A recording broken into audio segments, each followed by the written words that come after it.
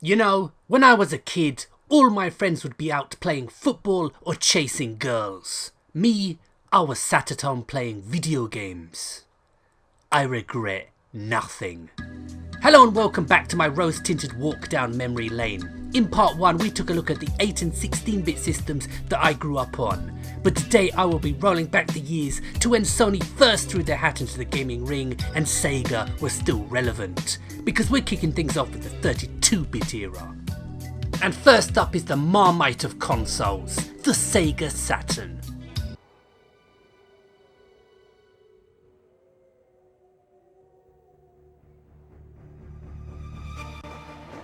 The mid-1990s saw a real leap forward in gaming, both in hardware and in mass appeal, as an older and more casual audience would help to elevate video games out of the kiddie zone it had once exclusively occupied in previous years, with franchises like Tomb Raider. And yes, I know, Lara would later go on to be Sony's bitch, but she would tread the gaming boards first on the Sega Saturn. It's just a shame that when Core Design offered this game to Sega as an exclusive, they declined. Just goes to show, the only certainties in life are death, taxes, and Sega getting the big decisions very wrong. And next up we have Myst. Nah, only joking. Yeah, that's more like it. SNK may have been the bridesmaids in the great console wars, but their games graced other systems, and after enduring many a shoddy 16-bit port, finally, the non-Neo Geo owning public could also enjoy some fantastic arcade ports of those big hitters like Metal Slug. Sadly, this was only available in Japan, as most Western publishers thought us round eyes wouldn't buy such old-fashioned games. Jump forward 20 years and those same games are still being played and enjoyed, while those publishers went out of business yonks ago. As someone who is pretty disappointed with the original VIRTUA fighter and had cast envious eyes in the direction of Tekken, Sega needed to do something special to win me back, and they did. Too little too late it may have been, but what a ride while it lasted. Great game. I'm not all that into driving games, as many of you have probably noticed, but Sega Rally held my interest more than many other races. Bare bones as it was still twice as good as Daytona USA.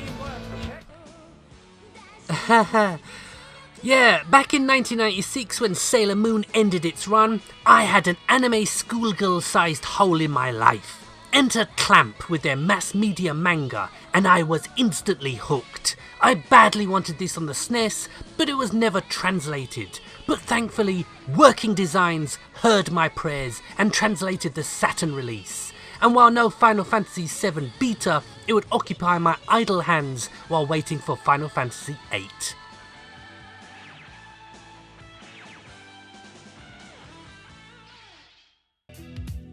You know, as a stubborn refuser to accept reality Sega Saturn owner, it may come as something of a surprise that when I did abandon the sinking Sega ship, that I would become such a big fan of Sony's elegant grey box.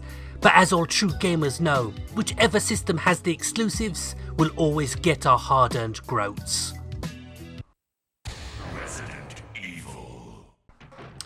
The Resident Evil franchise may have gone off the rails quite spectacularly in recent years, but it's ironic that many of the original game's flaws were what gamers liked most about it. The tank controls, the voice acting performed by random Johnnies off the street, or the amateur dramatics live action segments.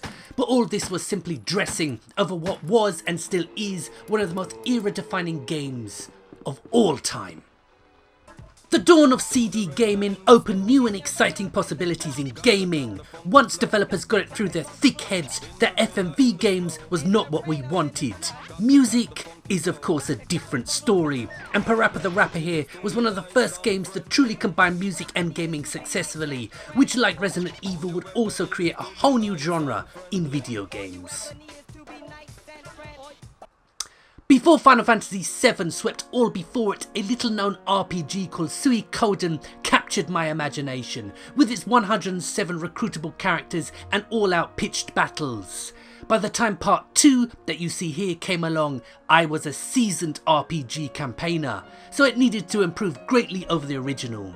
it did. It's no exaggeration to say that I put more hours into this game than I did with Final Fantasy VII and Dragon Warrior 7 put together. It's brilliant.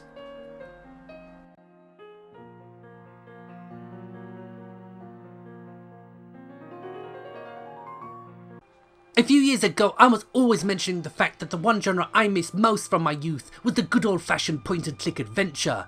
Monkey Island, Gabriel Knight, Beneath the Steel Sky and Siberia are some of the best games I've ever played.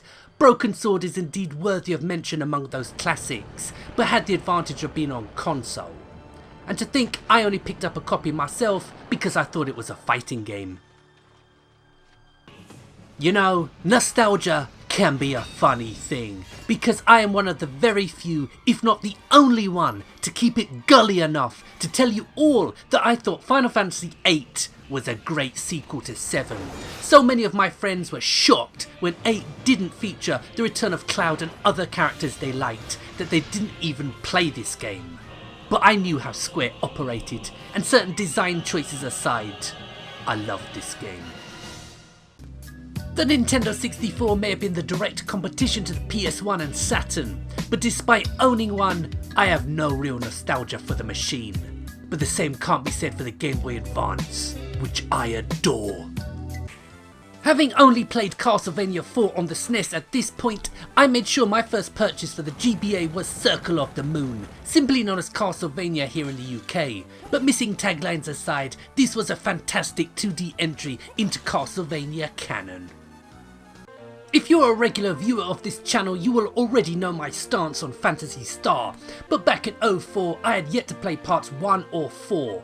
Annoyingly, 4 is absent, but the Master System's best showing, Phantasy Star 1, is present. And I was blown away by this 8-bit RPG, so much so that I finished it, then bought the Master System original and finished it again. There were many new and great games available for the Game Boy Advance, but Final Fight 1 consumed my waking moments. You simply cannot get better than this, no matter how advanced the hardware.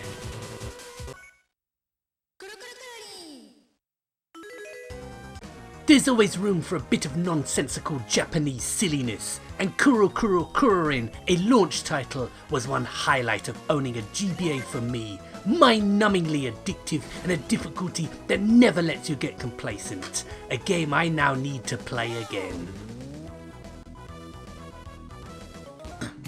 We may very well agree to disagree with games like Final Fantasy VIII, but the Dreamcast, for me, was a massive letdown.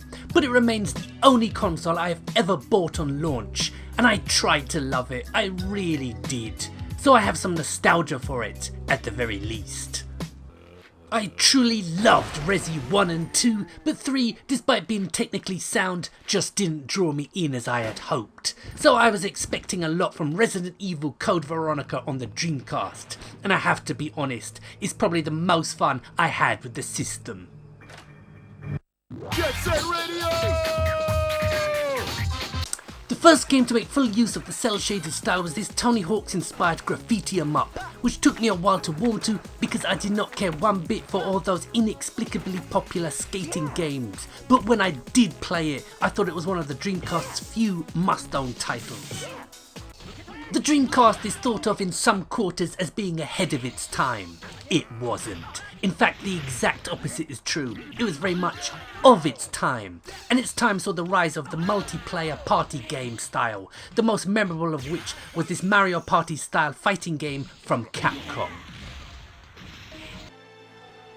I had to include this game. It may have many on the internet rolling in the aisles at the cheesy voice acting and other silliness, but a game does not have to be perfect to be enjoyable, and it's certainly enjoyable.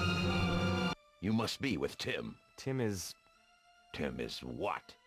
Dead? I don't know. I don't know. I don't know!